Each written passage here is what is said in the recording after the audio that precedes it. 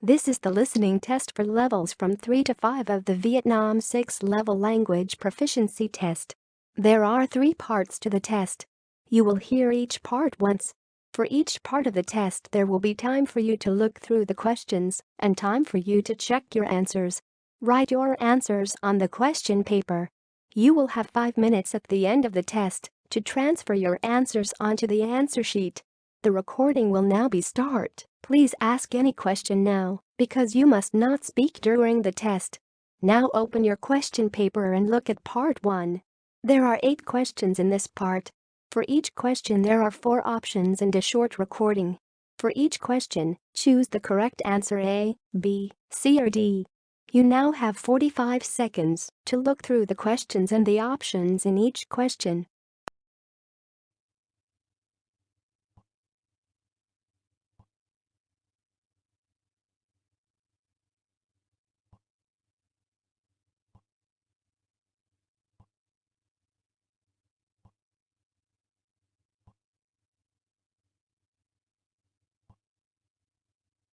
Now we are ready to start. Listen carefully.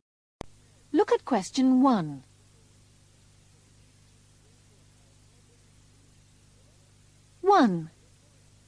What have they forgotten? I've got the passports here. And the tickets are in my bag. What about the camera? Oh no! I've left it at home. And I really wanted to take some holiday photos.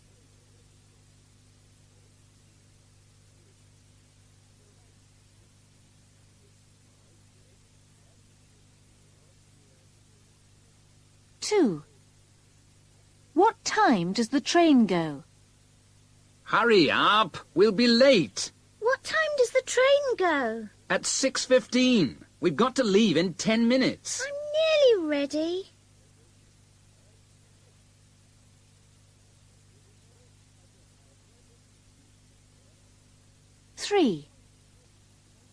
How did the woman get to work? Oh, the traffic's terrible today. Yes, it took me 40 minutes by bus. Well, I drove and it took me an hour. An hour? It's probably quicker by bicycle.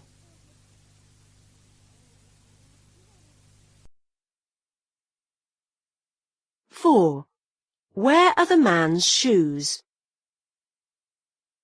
Have you seen my old shoes? I thought they were under the chair by the television. Not anymore. They're by the door with the other rubbish. I've been tidying the flat. Well, the living room looks very nice, but you're not throwing my old shoes away, all the same.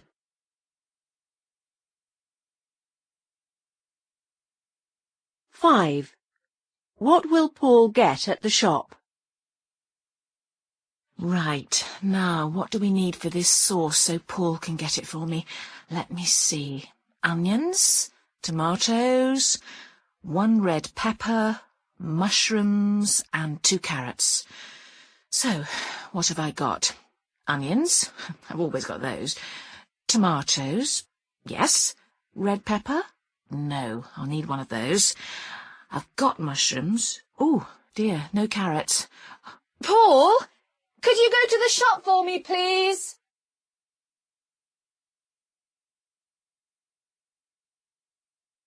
6. How were they told to do their homework? Wow, your homework looks great. Thanks. I typed it on my dad's computer. But didn't Mrs. Smith tell us we had to write it in our books? Oh, no, you're right. Oh, what am I going to do now?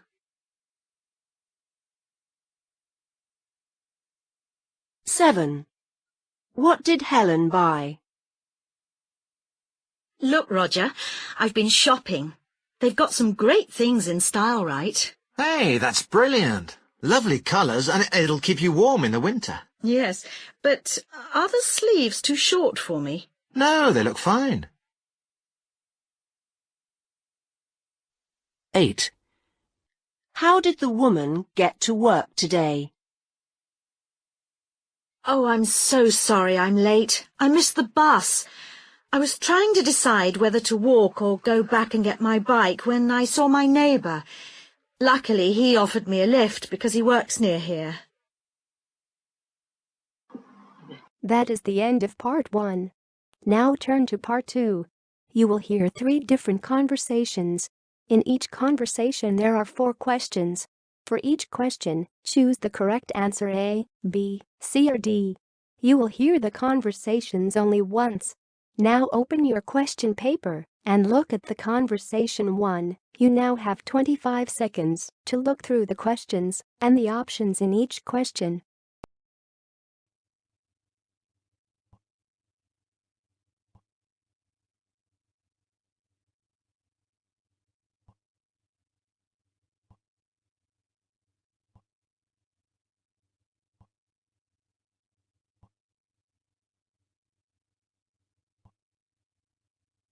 Now we are ready to start. Listen carefully. My daily schedule as a dental hygienist is a little complicated. That's because it's different every day. Monday, I don't go into work until late in the afternoon, so I have time to spend most of the day doing washing of clothes, shopping, and my banking. I leave for work around 4 o'clock in the afternoon and work from 5 to 9 p.m. Tuesday, I wake up at 6:30 a.m. and leave for work at 7:30. My first patient is scheduled for 8:15. Each patient is allotted 45 minutes. Lunch break is 12:30 to 1:30. I finish up at 5 p.m. and get home at around 6 p.m. Wednesday starts an hour earlier. I wake up at 5:30 a.m., leave for work at 6:30, and see my first patient at 7 a.m. I also finish early on Wednesday at 12 noon. Thursday is the same schedule as Tuesday. Getting up at 6:30 a.m., leaving for work at 7:30, and seeing my first patient at 8:15. I get home about 6 p.m. in the evening. Friday is another early start. I wake up at 5:30 a.m., leave the house at 6:30, and finish up my last patient at 3 o'clock in the afternoon. I like to get finished early on Friday. That is a typical work week for me. Now open your questions paper and look at conversation 2. You now have 25 seconds to look through the questions and the options in each question.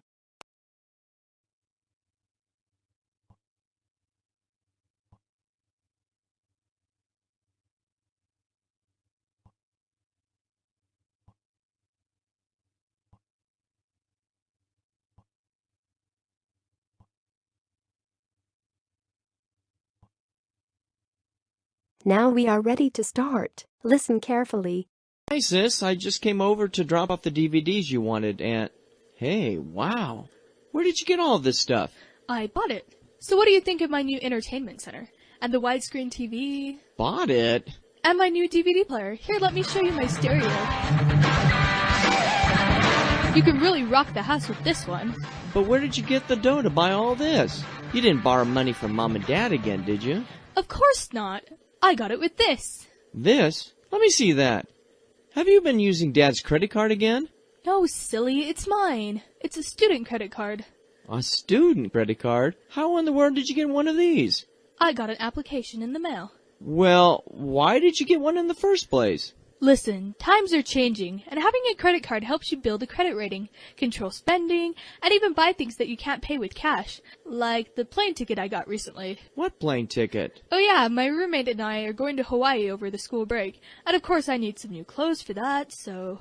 I don't want to hear it. How does having a student credit card control spending? It sounds like you've spent yourself into a hole. Anyway, student credit cards just lead to impulse spending, as I can see here. And the interest rates of student credit cards are usually sky high. And if you miss a payment, the rates, well, just jump. The credit card has a credit limit. Of $20,000? No, not quite that high. Anyway. I've heard enough. Did I tell you we now get digital cable with over 100 channels? Hmm? Oh, and here's your birthday present, a new MP3 player. Yeah. No, don't tell me. Charged on the credit card. Listen, hey, I don't think having a student credit card is a bad idea, but this is ridiculous. And how in the world are you going to pay off your credit card bill? With my birthday money? It's coming up in a week. Hey, let's sit down and talk about how you're going to pay things back. And maybe we can come up with a budget that will help you get out of this mess. That's the least I can do. Now open your questions paper and look at Conversation 3. You now have 25 seconds to look through the questions and the options in each question.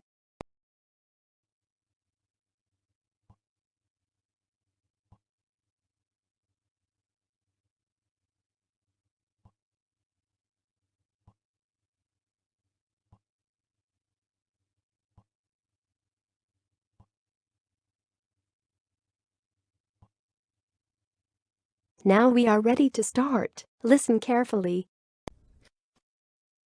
Hi, welcome to Joe's Hamburger Restaurant, home of the 1 pound super deluxe hot and spicy cheeseburger. Will this be for here or to go? To go. Okay, what would you like today? Would you like to try the 1 pound super hot and spicy cheeseburger? I don't think so. I'd probably have heartburn for a week after downing that monster. Well, it's our house special this week, and it comes with fries and a large specialty drink called Everything But the Kitchen Sink. A what? Everything but the kitchen sink? What in the world is that? Well, it's a little mix of everything in a large cup. Pepsi, Sprite, Fanta Orange, and lemonade with crushed ice and a scoop of ice cream. Now that sounds disgusting. Hey, it'll grow on you. Nah, I think I'll just order a hamburger with some mustard and lettuce and a glass of water. Boring. Hey, would you care for anything else, like a side order of amazing cheesy onion rings? No, thank you. Onion rings usually don't agree with me. Okay, your total comes to $10.90. $10.90? For just a hamburger? You gotta be kidding. Well, the 1 pound super deluxe hamburger is $9. Hey, I didn't order a 1 pound burger. I just wanted a simple burger, that's all. Well, sir, Joe's Hamburger Restaurant only serves 1 pound burgers. Man. The 1 pound super hot and spicy, the 1 pound barbecue burger, and the 1 pound bacon cheeseburger. The 1 pound... No, those are all huge. Well, sir, if you really want something smaller, you should order from the kids' menu. The half-pound super hot and spicy burger, the half-pound barbecue burger, the half-pound bacon cheeseburger, the half-pound... No, those are still giant burgers. Well, in these parts, we are hearty eaters. Okay, but you said my total was $10.90, but the burger only comes to $10. What about the other 90 cents? Well, sir, we only serve natural spring water from yonder hills. Okay. I'll take the giant burger and a bottle of your spring water. The sandwich should feed me for a week. That is the end of part 2. Now turn to part 3. You will hear 3 different talks or lectures. In each talk or lecture there are 5 questions. For each question, choose the correct answer A, B, C or D. You will hear the talks or lectures only once. Now open your questions paper and look at talk or lecture 1. You now have 35 seconds to look through the questions and the options in each question.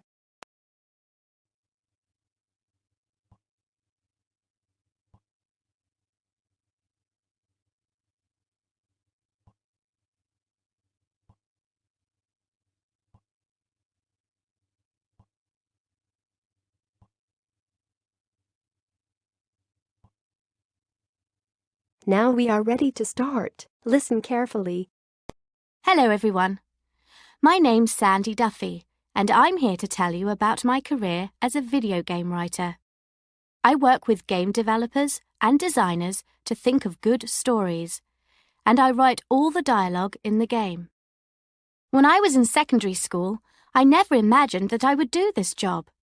I played the violin, and that's what I planned to do as my job. But I had an accident when I was playing basketball and hurt my hand, so I had to think of another career. My mother wanted me to be a journalist, but I didn't think it was for me. I didn't know what to study at university, I was good at lots of science subjects, including physics and maths, but I also loved entertaining people, and I was good at art. In the end, I went to film school where I studied lighting, special effects, how to use a camera, all that. It was there that I started to think about working in the video game industry. Now, a question that everyone always asks me is, how did you get your first job? Well, I had a friend whose job was organising conferences. At one of the conferences, she met a man who owned a company that made video games. I wrote to him and sent my CV. He obviously liked what he read because he gave me an interview and offered me a job as a junior. People also ask me what I like best about being a video game writer.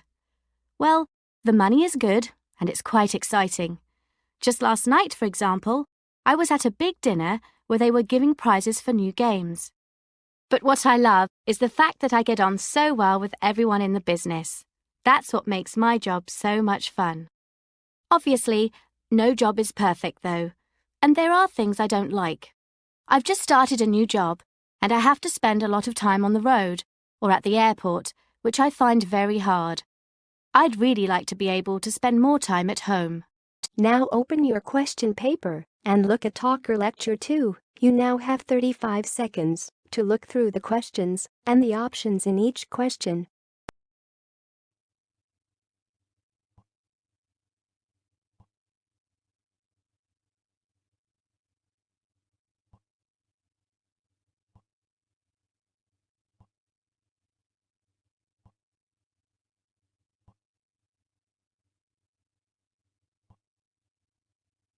Now we are ready to start. Listen carefully. Do you want to take part in a trip of a lifetime? Then join Go for Health India. This amazing 5-day trek will take you through one of the world's most beautiful mountain ranges, the Indian Himalayas. You will also be helping raise vital funds for our charity, which aims to promote healthcare all over the world. The trip starts in the city of Delhi, where you will have the chance to see one of the charity's healthcare projects in action. The following day, we set off on our incredible journey into the mountains.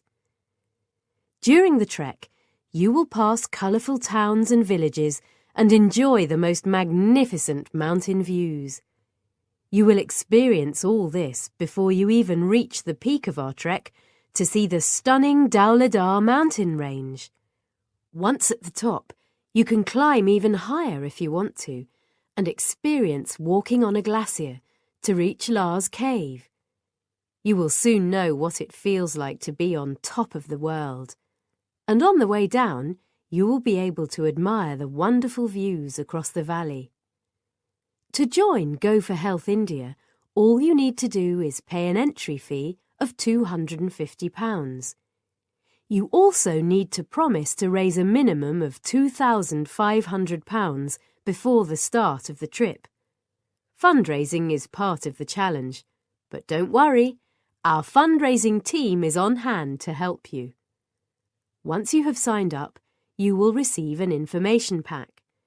This includes details of the trek as well as the work of the charity. It also contains useful tips and advice on fundraising, and you will also get a charity cap to wear with pride. You will also receive a full training guide, which will help you reach a reasonable level of fitness. Our top training tips will definitely improve your physical ability so that you can get the most out of the trek. The cost of the trip includes your flights, accommodation, food, tour guides, and medical support. However, please note that airport tax is not included. You will have to meet this additional cost yourself. Dates for this year's Go for Health India are the 3rd to the 13th of November. Visit our website www.goforhealth.uk and sign up today. Now open your question paper and look at Talker Lecture 3. You now have 35 seconds to look through the questions and the options in each question.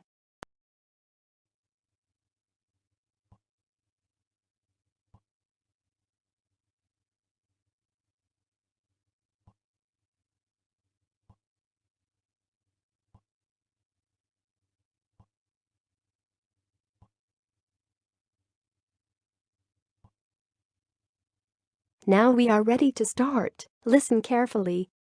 Here in India, people bought around 1.5 million new cars. This will probably go up to 3 million a year in the next few years. That's how the Indian economy is changing. Many Indians in the big cities are richer than ever, and they want to spend money on new products.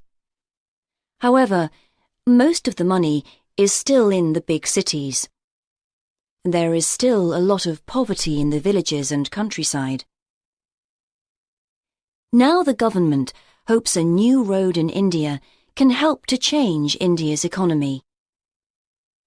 The Golden Quadrilateral Road, or GQ, connects the country's 4 biggest cities: Delhi, Mumbai, Chennai, and Kolkata. Hopefully, the road will carry business from the giant cities to the smaller and poorer villages and the other half of India's population. The GQ is nearly 6,000 kilometres long and the most high-tech highway in the world. At the administration headquarters in Delhi, you can watch thousands of vehicles moving around the country on a computer screen. If there is a problem anywhere with the road, electronic sensors tell the headquarters and engineers instantly drive there. When you drive on the highway, there is every kind of transport. There are animals pulling carts, motorcycles, lines of old trucks, and fast-moving modern cars. Sometimes the road goes right through the middle of a city, so there are often traffic jams and pedestrians trying to cross the 6 lanes. Industry is also growing along the new highway. When a large company opens a factory, lots of other smaller factories and offices also open. Trucks then drive and deliver all over India along the new highway. For India, all this is a symbol of the country's future. That is the end of part 3. Now you have 5 minutes to check your answers and transfer your answers onto the answer sheet.